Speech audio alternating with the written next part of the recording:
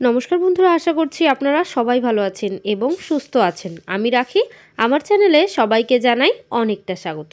তো বন্ধুরা আজও নিয়ে চলে এসেছি খুবই গুরুত্বপূর্ণ কিছু টিপস যেগুলো আপনাদের সাংসারিক জীবনে অনেকটা কাজে আসতে পারে।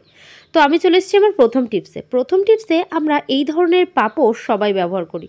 সে দরজার সামনে হোক আর বেডের নিচেই হোক, যে কোনো জায়গায় আমরা পাপোশগুলো রাখি। আমার যেহেতু বেডের নিচেই থাকে, সাইডেই থাকে আমার ড্রেসিং টেবিলটা, এজন্য যখনই আমি চুল আঁচড়াই সেই চুলগুলো যতই আমি খুঁটে একটা জায়গায় করি না কেন নিচ থেকে, এই পাপোশের মধ্যে চুলগুলো প্রচুর পরিমাণে আটকে যায়। তো আমি এখানে একটা সপ্তাহ চুলগুলো কিন্তু পরিষ্কার করিনি, একটা সপ্তাহ বাদে আপনাদের দেখিয়ে দিচ্ছি। আমার যেহেতু প্রচুর চুল ওঠে, সেই চুলগুলো সমস্তটাই পাপোশের মধ্যে আটকে থাকে। দেখতেই পাচ্ছেন আমি হাত দিয়ে যখনই এইভাবে ঝাড়বো, এটা ঝাড়লেও কিন্তু চুলগুলো উঠতে চায় না। আপনারা যদি মনে করছেন যে এটাকে ধুয়ে দিতে হবে তাহলে চুলগুলো উঠে যাবে হয়তো, কিন্তু একদমই নয়। পাপোশ ধুয়ে দিলেও চুলগুলো কিন্তু কখনোই ওঠে না। তো তার জন্য আমাদের কি করতে হবে? চুলগুলো কি এইভাবে থাকবে পাপোশের মধ্যে? কখনোই না। তো আমরা কিভাবে সেই চুলগুলোকে পরিষ্কার করব? তো যতটুকু পারবো এইভাবে হাত দিয়ে টান দিলে তো উঠেই আসে। তো এইভাবে আমরা কতটা সময় ধরে হাত দিয়ে টানবো চুলগুলো। এইভাবে এই পদ্ধতির মাধ্যমে চুলগুলোকে পরিষ্কার না করে অন্য একটা উপায় আপনাদের দেখিয়ে দিচ্ছি। কি করবেন? আপনারা বাড়িতে কোনো বাতিল যে চিরুনিগুলো থাকে, সেই বাতিল একটা চিরুনি নিয়ে নেবেন। সেই চিরুনিটাকে যদি পাপোশের মধ্যে এইভাবে টানতে পারেন তাহলে দেখবেন চুলগুলো একটা জায়গায় চলে আসবে। অনেক সময় সুতো, জামা কাপড় থেকে সুতো ছিঁড়ে পড়ে, এমনি যে কোনো সুতো সমস্তটাই পাপোশের মধ্যে কিন্তু আটকে থাকে। তো শুধু যে টান দিলেই চুলটা উঠবে একদমই নয়। আমি যেভাবে চিরুনিটাকে ঘুরিয়ে নিচ্ছি, একটু টেনে নিচ্ছি, টানার পর এটা ঘোরাচ্ছি, এইভাবে করলে চুলটা চিরুনির মধ্যে গোল গোল করে ঘুরে ঘুরে সেট হয়ে যাবে। তো আমরা কিন্তু তাহলে খুব সহজেই চিরুনি থেকে চুলগুলো আলাদা করতে পারবো, মানে পাপোশ থেকেও চুলগুলো আমরা বের করতে পারবো। তো বন্ধুরা দেখতেই পাচ্ছেন কি উপায় অ্যাপ্লাই করছি। এই উপায়ে আপনারাও কিন্তু পাপোশ থেকে চুলগুলো আলাদা করতেই পারেন। এইভাবে আপনারা যদি পাপোশটা পরিষ্কার করতে পারেন, দেখবেন অল্প সময়ের মধ্যে পাপোশটা পরিষ্কার করে নিতে পারছেন। যেহেতু এখন শীতকাল, আকাশে কিন্তু খুব একটা রোদ থাকে না, এই জন্য পাপোশ যদি আমরা ধুয়ে দিই সেক্ষেত্রে শোকাতে একটু প্রবলেম হয়। একটা রোদে যদি ভালোভাবে না শোকায় তাহলে বাজে গন্ধ হয়। তো সেই সমস্ত হাত থেকে বাঁচার জন্য আমরা পাপোশ থেকে চুলগুলো এভাবে পরিষ্কার করে নিতে পারি। আর আপনারা যদি দেখেন পাপোশটা বেশ কিছুদিন পরিষ্কার করা হয়নি, পাপোশ থেকে বাজে দুর্গন্ধ আসছে, সেক্ষেত্রে কি করবেন সেটাও আমি দেখিয়ে দেব। তো প্রথমত চিরুনি থেকে যে চুলগুলো আছে সেইগুলো এইভাবে ছাড়িয়ে নিতে পারবেন। এইভাবে ছাড়িয়ে চুলগুলোকে একটা জায়গায় গোল করে নেবেন, গোল করে ডাস্টবিনে ফেলে দেবেন। আর সবসময় চেষ্টা করবেন ঘরের ভেতরে চুলটা না আঁচড়ে বাইরে গিয়ে চুল আঁচড়াতে। বারান্দার যে কোনো একটা জায়গায় চুল আঁচড়ালেন, নিচে যে চুলগুলো পড়ে গেল সেই চুলগুলো একটা জায়গায় করে সেটাকে ডাস্টবিনে ফেলে দিতে পারেন। তো বন্ধুরা এখানে দেখতে পাচ্ছেন পাপোশের মধ্যে কতটা চুল ছিল। এতটা পরিমাণ চুল সমস্তটাই ঘরের এদিকে ওদিকে ছড়ানো থাকে, তাছাড়াও পাপোশের মধ্যেও সেট হয়ে যায়। তো খুব সহজ পদ্ধতির মাধ্যমে আমি কিন্তু আমার পাপোশটাকে পরিষ্কার করে নিচ্ছি। কাছ থেকেও দেখিয়ে দিচ্ছি, একটা চুলও কিন্তু এর মধ্যে আর নেই। পাপোশটা তো পরিষ্কার করে ফেললাম। এইবার দেখতে হবে যদি পাপোশটা বেশ কিছুদিন হয়ে গেছে আমরা ধুতে পারছি না, সার্ফ সাবান দিয়ে পরিষ্কার না করতে পারলে পাপোশ থেকে একটা বাজে স্মেল আসে, তখন আমরা কি করব? কি করে সেই আমি গন্ধটাকে রিমুভ করছি এবং পরিষ্কার করে ফেলছি, জীবাণুমুক্ত করছি। চামচে করে দিয়ে দিয়েছি 1 চামচ খাবার সোডা, মিষ্টি সোডা যেটাকে বলে, সেই মিষ্টি সোডা দিয়ে দিয়েছি। আর দিয়ে দিচ্ছি কি পাউডার। এটাকে এইভাবে দিয়ে আপনাদের কিন্তু 10 থেকে 15 মিনিট অবশ্যই এইভাবে রেখে দিতে হবে। 10 থেকে 15 মিনিট পর আমি ফিরে আসছি। তো বন্ধুরা 10 থেকে 15 মিনিট পর আমি ফিরে এলাম। ফিরে আসার পর এটাকে কী করবো, হাত দিয়ে এইভাবে কিন্তু খাবার সোডা আর পাউডারটাকে সমস্ত পাপোশের মধ্যে এইভাবে ছড়িয়ে দিচ্ছি। ছড়িয়ে চিরুনির সাহায্যে এইভাবে টেনে নেবেন। তাহলে কি হবে, পাউডার আর খাবার সোডাটা সমস্তটাই পাপোশের ভেতরে ঢুকে যাবে। ঢুকে যাওয়ার ফলে কি হয়, এর মধ্যে যে সমস্ত ব্যাকটেরিয়াগুলো আছে সেগুলো নাশ হবে। এর ফলে আমরা যখন এই পাপোশটাকে এইভাবে ঝাড়া দেব, ঝাড়া দেওয়ার ফলে ভেতরে যে নোংরাগুলো আছে না, সমস্ত নোংরাই কিন্তু বেরিয়ে যাবে। এবার এই পাপোশটা আমরা কিন্তু খুব সুন্দরভাবে পরিষ্কার করে নিয়েছি, জীবাণুমুক্ত করে নিয়েছি, জল সাবান দিয়ে ধোয়া ছাড়াই। তো বন্ধুরা আশা করছি আপনাদের এই টিপসটাই শীতের দিনে অনেকটাই কাজে আসবে। ভালো লাগলে অবশ্যই কিন্তু আমাকে একটা কমেন্ট করে জানাতে ভুলবেন না।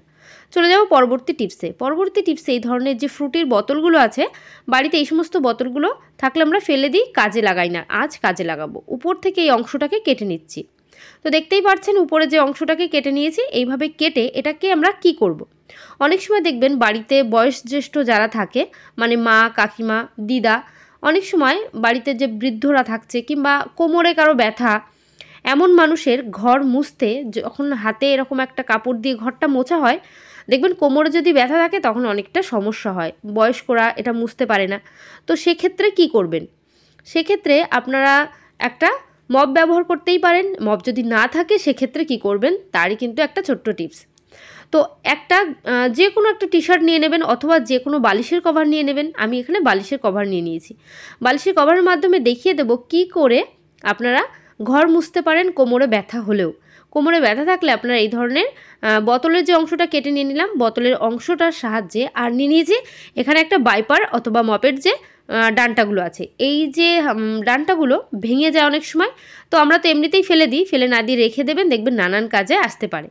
তো আমরা কি করব, এখন এই যে বালিশের কভারটাকে আমি খুলে নিচ্ছি। খুলে নেওয়ার পর আমি বালিশের কভারের ভেতর থেকে এই ডান্টাটাকে ধরবো। ধরার পর এই ভেতর থেকে ডান্টাটা ধরার পর আমরা কিন্তু এই যে বোতলের যে অংশটা আছে, বোতলের অংশটার মধ্যে কিভাবে ঢুকিয়ে দিচ্ছি দেখতে হবে। এইভাবে আপনারাও কিন্তু কাজটা করবেন, তাহলেই কিন্তু খুব সুন্দরভাবে একটা মানে ঘর মোছা একটা ডান্টা কিন্তু আপনাদের তৈরি হয়ে যাবে। তো এইভাবেও ভরতে পারেন, আর যদি এইভাবে না হয় সেক্ষেত্রে বোতলের দিকটাকেও দিয়ে দিতে পারেন। আমি আবারও দেখিয়ে দিচ্ছি। এই যে কাপড়ের মধ্যে নিয়ে নিলেন, নিয়ে এটাকে একটা বোতলের যে অংশ কেটে নিচ্ছেন মাথার দিকটা, সেই অংশটাকে এইভাবে অথবা এইভাবে বোতলের দিকটাকে ঢুকিয়ে নিতে পারেন। আমার এখানে কিন্তু বোতলের মধ্যে এটাকে শক্ত করে ঢোকানো হয়ে গেছে। এইভাবে শক্ত করে ঢুকিয়ে নিলে তাহলে এটা খুলবে না। এইবার এটা শক্ত করে যখন আটকানো হয়ে গেল, আটকানোর পর এটাকে উল্টে নেবেন। উল্টে নিলে খুব সুন্দর কিন্তু এটা ঘর মোছার কাজে দেবে। এই ঠান্ডার দিনে জলে হাত দিতেও হবে না, হাত না দিয়েই এই ডান্ডিটার সাহায্যেই ঘরটা সুন্দরভাবে মুছে নিতে পারেন। একবার করে এটাকে জলে ভিজিয়ে একদম শুকিয়ে নেবেন, শুকিয়ে তারপর এটাকে বারবার করে হাতে মুছলে যেমন হয়, বারবার করে হাতে ভেজাচ্ছি আবার মুছছি, সেটা করতে হবে না। এইভাবে খুব সহজ পদ্ধতির মাধ্যমে বয়স্ক কেউ থাকলে অথবা কোমরে ব্যথা থাকলে তারাও কিন্তু খুব সুন্দরভাবে ঘরটা মুছে নিতে পারেন। আমি বারবার বলছি মপের সাহায্যে কিন্তু মোছাই যায়। যদি মপটা না থাকে সেক্ষেত্রে আপনারা কিন্তু এই টিপসটা অ্যাপ্লাই করতে পারেন, তাহলে অনেকটা কাজে আসবে আপনাদের। তো বন্ধুরা, আশা করছি আমার এই টিপসটা আপনাদের অনেকটা কাজে আসবে এবং অনেকটা ভালো লেগেছে। ভালো লাগলে অবশ্যই পরিবারের সবার সঙ্গে শেয়ার করতে ভুলবেন না। চলে যাব পরবর্তী টিপসে। পরবর্তী টিপসে আমরা যখন বাজার থেকে কাচের যে কোনো বাসনপত্র কিনে আনি, সে বাটি হোক, কাপ হোক, প্লেট হোক আর গ্লাস হোক, দেখবেন প্রত্যেকটা কাচের পাত্রের মধ্যে স্টিকার লাগানো থাকে। তো আমরা কি করি, এই পাত্রগুলোকে ব্যবহার করা শুরু করে দিই স্টিকারটা না তুলেই। দেখবেন দীর্ঘদিন ব্যবহার করেই যাচ্ছি, স্টিকারটাও থেকে যাচ্ছে, স্টিকারটা কিন্তু উঠতে চায় না। আর যদি আমরা শক্তভাবে নখ দিয়ে খুঁচে তুলতে যাই সেক্ষেত্রে কি হয়, সেক্ষেত্রে স্টিকারটা আধো ছেঁড়া হয়ে যায়, আধো উঠে যায়, তো তখন একটা বাজে দেখতে লাগে। তো আমরা কিভাবে এই কাচের পাত্র থেকে স্টিকারগুলোকে খুব সহজ পদ্ধতির মাধ্যমে তুলে নিতে পারবো, এর জন্য কিন্তু কোনো পরিশ্রম করতে হবে না, বিনা পরিশ্রমে কোনো কিছু কিনেও আনতে হবে না বাজার থেকে তোলার জন্য। এই স্টিকারগুলো কি করতে হবে, আমি পাশে একটা পাত্রে গরম জল বসিয়ে দিয়েছি। জলটা যখন গরম হয়ে যাবে, সেই গরম জলটার মধ্যে পাত্রের যে জায়গাটা, এরকম কাচের গ্লাস যখন আছে এটাকে এইভাবে ভিজিয়ে দিলাম। প্লেটটার উপরে আছে যেহেতু, তো এখান থেকে কিছুটা জল নিয়ে আমি প্লেটের মধ্যে দিয়ে দেবো। যেহেতু গরম জল এই স্টিকারের মধ্যে থাকলে কি হয়, স্টিকারের নিচে যে শক্ত একটা জেদি আঠাটা থাকে, সেই আঠাটা এতটা শক্ত হয় আর নখ দিয়ে খুঁচে কিন্তু তোলা যায় না। সেই নখ দিয়ে খুঁচে তোলা না যাওয়ার কারণেই কিন্তু এটা আমরা যখন ছিঁড়তে যাই ছিঁড়ে ছিঁড়ে উঠে আসে, দেখতে খারাপ লাগে। তাই গরম জলের মধ্যে এটাকে ভিজিয়ে রাখবো, গ্লাসটাকেও গরম জলের মধ্যে রেখে দেবো। যদি কোনো বড় কোনো জার থাকে, সেই জারের সাইডে স্টিকার থাকে, সেক্ষেত্রে জারের ভেতরে গরম জল দিয়ে দেবেন। মানে মেন কথা হলো যে জায়গাটা স্টিকার আছে সে তার নিচের দিকটায় আপনারা গরমটা দেবেন। এইভাবে যখনই, আর এই গ্লাস যেহেতু, আমি গ্লাসটাকেই গরম জলের মধ্যে ভিজিয়ে রেখে দিয়েছি। 5 মিনিটও রাখা লাগবে না, 2 মিনিট জাস্ট রাখবেন। রাখার পর আপনারা যখন দেখবেন সেই গরম জলের কারণে ভেতরে আঠাটা নরম হয়ে গেছে, জাস্ট একটু টাচ করলেই কিন্তু এটা উঠে আসবে, একদম নিট অ্যান্ড ক্লিন হয়ে যাবে, কোনো খোঁচা খোঁচা ছেঁড়া ছেঁড়া দাগও থাকবে না। দেখতে পাচ্ছেন বন্ধুরা কতটা সুন্দরভাবে গ্লাস থেকে স্টিকারটা উঠে গেল। তো এইভাবে আপনারা যদি পাত্রগুলো ব্যবহার করতে চান খুব সুন্দরভাবে, তাহলে স্টিকারগুলো একটু এইভাবে উঠিয়ে নেবেন। এবার প্লেট থেকে দেখতে পাচ্ছেন জলটা ফেলে দিলাম। এবার প্লেটের স্টিকারটাকেও একটা জাস্ট নখের টাচ করব, দেখবেন উঠে আসবে। তো এইভাবে আপনারাও কিন্তু বাড়িতে যে সমস্ত বাসনপত্র আছে সমস্তটাই আপনারা এইভাবে তুলে নিতে পারবেন। বন্ধুরা, স্টিলের বাসনের মধ্যে যে স্টিকারগুলো আছে সেগুলো কিভাবে তুলতে হবে আমার চ্যানেলে একটু দেখলে বুঝতে পারবেন সমস্ত ভিডিওগুলো। আশা করছি এই টিপসটাও আপনাদের অনেকটা কাজে আসবে। তো চলে যাব পরবর্তী টিপসে। আমরা ফ্রিজ যখন ব্যবহার করি দেখবেন আমাদের নিজেদের অজান্তেই ফ্রিজের মধ্যে নানান ধরনের খাবার রেখে ফেলি। তো যখন এই সমস্ত খাবার দাবার রাখি, এমন কিছু মাঝে মাঝে রেখে ফেলি না, দেখবেন ফ্রিজ থেকে খুব বাজে একটা গন্ধ আসতে শুরু করে। তো যখনই পেঁয়াজ রসুন কেটে কিছুটা রেখে দিচ্ছেন, পেস্ট করে রেখে দিচ্ছেন, তখনও ফ্রিজ থেকে বাজে গন্ধ আসে। তো এই যে গন্ধটা কিভাবে আপনারা রিমুভ করবেন, ফ্রিজটাকে যতই পরিষ্কার পরিচ্ছন্ন করে রাখছেন না কেন ফ্রিজ থেকে একটা গন্ধ আসতেই থাকে।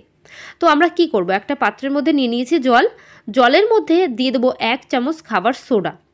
তো এই যে খাবার সোডা 1 চামচ দিয়ে জলের মধ্যে মিশিয়ে নিচ্ছি। এই যে সোডার যে জলটা, এই জলের মধ্যে আমরা কিন্তু দিয়ে দেব নিউজ পেপার। তো বন্ধুরা, নিউজ পেপার কিন্তু যে কোনো গন্ধকে অ্যাবজর্ব করতে খুবই উপকারী। তাই এখানে আমি নিউজ পেপার নিয়ে নিয়েছি, নিউজ পেপার ছিঁড়ে 2 টুকরো করে নিয়েছি।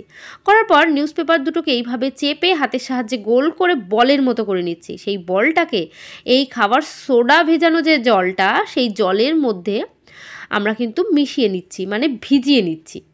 এভাবে নিউজ পেপারটাকে ভিজিয়ে চেপে তুলে নেব একটা প্লেটের মধ্যে।